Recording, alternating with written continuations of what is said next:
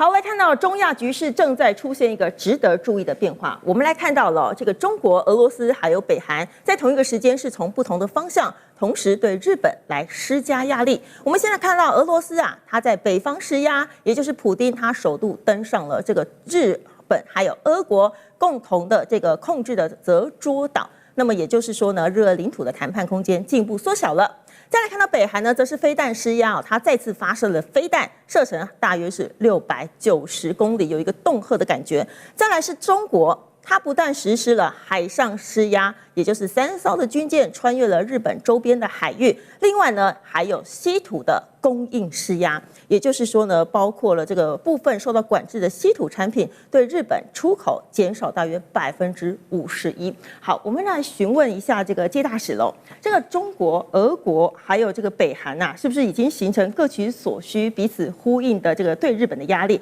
还是说日本其实也想借此啊来发展自己的军武？日本不是借什么机会，日本借美国对这个所谓这个亚太，就是说太平洋地区的这个战略的转变，他现在而且对日本所谓的武器投射范围啊，还有日本军力投射范围的一种放松之下，他要快速把日本的军力的投射打击的这个长度还有它的军力投射的这个范围要赶快放宽。那达成日本这个举国上下一致想要达成的所谓国家正常化的目标，因为他认为一个国家在美国所颁布他们的宪法上面，让他们这个没放弃战争他们认为他们就变成不正常，所以他们现在要正常化，所以他们不是外界因素变化，主要是美国政策变化以后那么美国的管束的这个范围放大以后日本就几乎是极尽全力的往外冲，那就造成了周边的国家对日本这种快速的扩军，以及它这种武力打击范围、投射范围的快速扩充这个产生了很大的一种警讯，以及出手抑制的这样子一个情况。那最近这个你也知道，普丁就是说11到13号来到俄罗斯的远东地区，那他去了这个库页岛，然后也去了南千岛群岛，那这个是跟日本所谓有领土争议的地方那这个去了以后呢，普丁还在那边发表演讲、发表演说，他认为俄罗斯所拥有这个南千岛群岛，这个是2次大战胜利的一个结果，那主权的这个属于俄罗斯是不容置疑的。那他也谴责这个日本尤其在这个俄乌战争发生以后那么对俄罗斯的一些作为，那么是俄罗斯所不能接受的。当然，他去了这个南千岛群岛，那日本的高市早苗立刻出来发表这个演说他做了一个一个接受记者访问，他提到一点，他说2024年1月，普丁就对外宣称他要到南千岛去他说日本从那时候开始就不断的劝告普丁不要去南千岛群岛，所以这件事情到今年2026年已经2年7个月了。普丁在这2年7个月里面他没有去，可是他现在选择去。那这个去里面主要宣示主权，而且呢还有一件事我们媒体没有注意的，就是8月13号中国驻日本大使吴江浩跟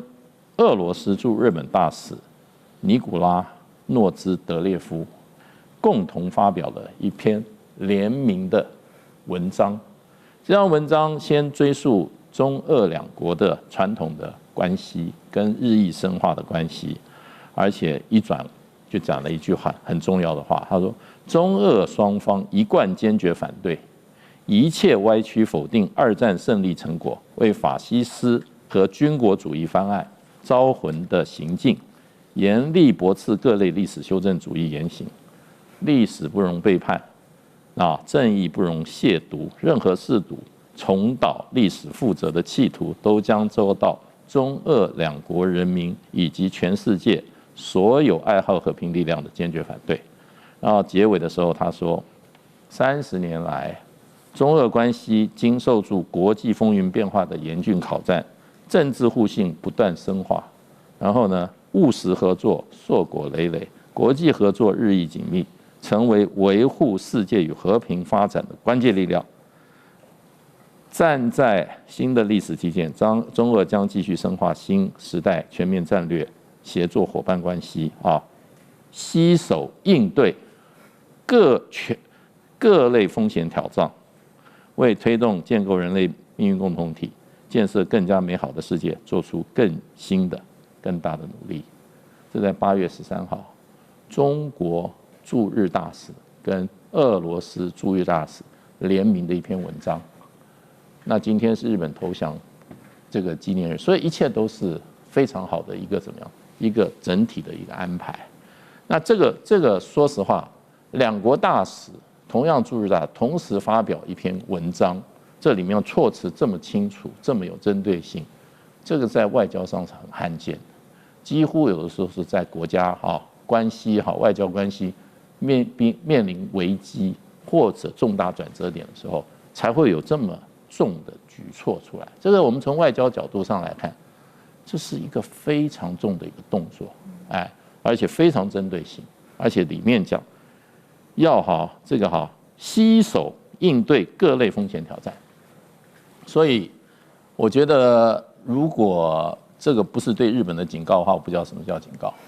那这个过去一段时间来，就是日本的这一些可能他动机是国家正常化，可是他对于在2次大战被日本侵略国家来讲，是一个非常严重的警讯，所以才会有这么重的出手。而且在之前的话，中俄的海军舰队已经联合绕日本一圈了，而且是最近，他在这个日本的东部水域的时候离东京只有100多公里是海里还是我记不太清楚。那个对日本来讲，应该是一个非常严重的警讯。所以我觉得，在日本这个尤其高市上台以后的一连串的举措以后呢，其实日本的邻近国家基本上的动作，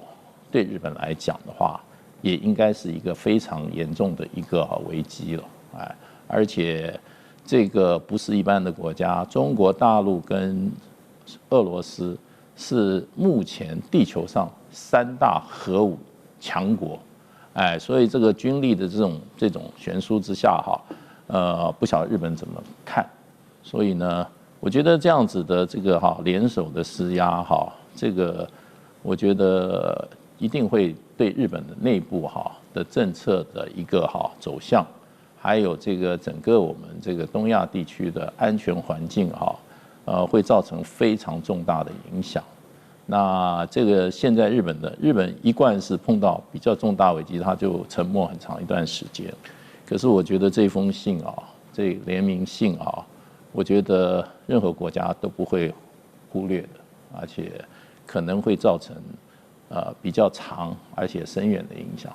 好，我们谢谢接大使。刚刚接大使提到了这个中俄联合声明，那么就是警告意味浓厚。那么日本呢，它其实现在也开始放宽它的武器的出口限制了。我们先来看到呢，这个日本呢，它今年放宽武器限制，它和这个英国还有意大利来共同研发下一代的战机哦。好，我们来看到了它和英国和意大利共同研发下一代战机，试图要把这个自卫队为主的客户军工产业推向国际市场。那么日本呢，也拥有了材料、光学、还有感测器以及精密的机械，还有造船等技术的这个基础。那么它有机会从零组件供应商升级为武器研发的出口国。不过呢，它仍然有5大的难题来看到了，它包括了低利润、国内订单有限，还有缺工以及成本上升、出口限制等等。那么部分呢，高性能的磁铁还有精密电子材料也都还没有完全摆脱中国的供应链。另外，扩军短期内可能会推升这个30重工川崎重工还有 IHI 等大型企业的订单。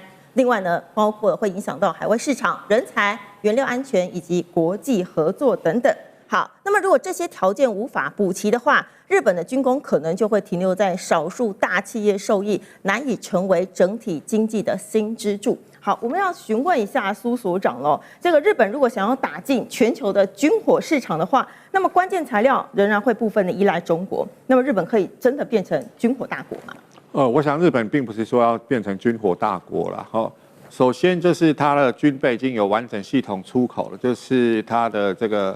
巡防舰已经卖给澳洲了，那其他国家可能会跟进。那第二个部分就是说。在东协国家，大概有6个国家是支持日本的这个军备出口的。比如具体来讲，包括菲律宾，因为日本就赠送它很多的防卫装备，甚至现在是5位这个护卫舰退役后要送给菲律宾。第二个，你很难想象是越南，越南跟中共就是表面还不错，可是因为南海的一些就是问题，所以它对日本。也是可以接受他的那个军备，甚至有跟日本合作。印尼、马来西亚还有就是新加坡一样，特别是印尼。刚才我们讲了这个印尼的就是护卫舰跟中共在那边进行所谓的过航操演，其实印尼就是一个不结盟。可是对于说这军备的话，它是欢迎的，因为日本的军备还算不错了。但是印尼又很好玩，它要跟中共考虑买它的战斗机。好。那同样的，就是在这个东协国家里面，有柬埔寨跟这个辽国是比较谨慎，但是它还是接受日本的 OSA， 就是这个援助了，就是一些通信器材等等。所以日本的确有这个就是说抵制，但是它的确有一些稀土被卡脖子，像说我们制作单位很用心哦，这个敌啊、特啊，这个稀土它用在就是说这个逆中战机的表面涂材的部分，它吸收雷达波啦。所以中国就这个是军用的那个什么战略的稀土，所以就对日本禁止出口。那日本刚才说，哎呦，我去海底挖，所以这是另外一个战略物资的竞争。那接着我们快速回到日本国防工业，的确就是说他看到韩国就是有大量的自走炮 K9 黑豹战车，竟然可以成功销售到那个就是说欧洲去了。所以日本一方面要提升自己的国防实力，但是他希望把这个装备的生产研发的成本，就是转嫁成对经济有帮助的部分。所以日本的经产省很用心，如果你去看的话 ，Mitsubishi、Kawasaki 或 IHI 等等的，帮日本建造潜舰啊，或者是神盾舰的部分，日本的经产省还做出那个关联产业，这个我想明月很清楚，就是我们在研究经济的时候，就是建造一艘船。上面哪些装备是哪些公司建造的？他做的巨细靡遗，就是整个产业的爆炸图，从上游到中游到下游，它上面的马达是谁家做的？然后那个船的那个钢材是哪家炼钢厂弄的？就是它意思就是说我自卫队或是日本防卫省的投资对经济是有帮助的，大概是这个意思。好，我们谢谢苏所长。好，那么日本一直想要发展军武，但是它的经济真的能够撑得住吗？我们来看到日元现在陷入了两难哦，日元现在是164来干预，那么现在只逼近了160而已。那么对于这个升息的部分呢，包括了融资、房贷还有政府利息是成本上升的。另外，如果不升息的话，那么就会影响到能源、食品、原料是持续的涨价，因此企业陷入了3涨的困境，包括了原料涨、工资涨，还有利息涨。那么日本现在它主要压住了国防产业，希望呢这个防卫的预算可以突破9兆日元，但是有可能可以真的是用扩军来带动它的产业链吗？那么这会影响到了造船、航太、雷达，还有机器人以及特殊材料的半导体等等。那么扩军也能够拉动部分的制造业，不过却难以解决日元疲弱以及内需不足，还有人口老化的影响。好，我们要询问一下何老师喽。这个日本它在经济还有社会的压力之下，它还是把这个防卫的预算提高到了9兆日元。那么它在财政上有没有办法支撑得下去呢？事实上，这个日元的一个大贬哈，那个当然在这个半个月前，这个美国跟这个日本他们联手这个去买日元哈，然后把这个日元这个就一天这个让它拉了4%到5%的一个价格上来。不过我们可以看到，在2个礼拜过去了哈，慢慢的又回到原形了哈。那换言之就是说，你人为的这样的一种介入哈，那事实上敌不过市场的一个力量。那日元为什么会一路的这个走弱？这个就创下这个几乎是这个就是说从这个广场协定之后哈的这样的一种这个历史的这种新低。那最主要的还是市场对这个高市早苗的这个经济啊，事实上是没有信心的哈。就是说它要延续整个这个安倍经济学，对不对？安倍经济学基本上是扩张，对不对？但是日本基本上从安倍经济学一直到现在哈，就是说哪怕整个这个美国跟这个欧盟他们都有这个所谓的缩表哈，但是日本始终在缩表上它是没有这个下定决心的哈，所以我们可以看到，就是说日本它现在这个高市早苗还在这个就纠结到底要不要升息。可是如果你不升息的话，基本上你跟整个这个欧美的这样的一个利差那么大的一个情况之下，你的日元基本上是走不上来的哈。还有一个就是说，你的这个早苗经济学如何的去说服国际相信你有这个能耐哈，既减税对不对？你要把这个消费税，安倍好不容易对不对？这个使出浑身解数2次解散国会，然后好不容易才从5%拉到10%，你现在2年这个之内，你说要把它变成1%，对不对？而且他说这个2年是极限哦，2年之后我就要把它这个拉回来。好多日本的这些这个国会议员跟他讲哦，这个你休想啊，你要把它变成1%很容易，拉回来很难啊，而且2年之后有参议院的选举，谁敢拉回来？然后他说：“这个是我的政治承诺。”不过好多的这个日本的这些国会议员心里想，对不对？2年之后的首相是不是还是高市？这个谁能够说得准哈？但是他就是一方面他要减税，2方面他又要这个去扩大财政支出，钱从哪里来？换句话说，事实上包括麻生都警告他，你根本没有财政这个的纪律可言哈。麻生以前是副总裁，但是这是副首相，他还身兼财务大臣，他是在财务上面他是专精的哈，所以他就知道你的问题出在哪边。所以就是说，这个他好几次就给这个高市献策，要救日元，就是把手中我们的美债给他抛掉。事实上这一招还是有点效哈。这个虽然这个高市不敢啊，他哪敢？他敢得罪川普吗？他不敢。但是这时候美国听到了，他马上贝森特把这个他的这个财务大臣这个片山找来，我们一起啊这个赶快这个救日元。可是如果高市不能够给市场一个明确的一个信心，告诉市场说我能够既有纪律，然后又能扩大支出，包括刚刚讲的，对不对？日本现在的防卫9兆以前才多少5兆，它几乎涨了快1倍。那这个东西钱从哪里来？那这个他必须给这个日本国内的民意，还有给国际的这些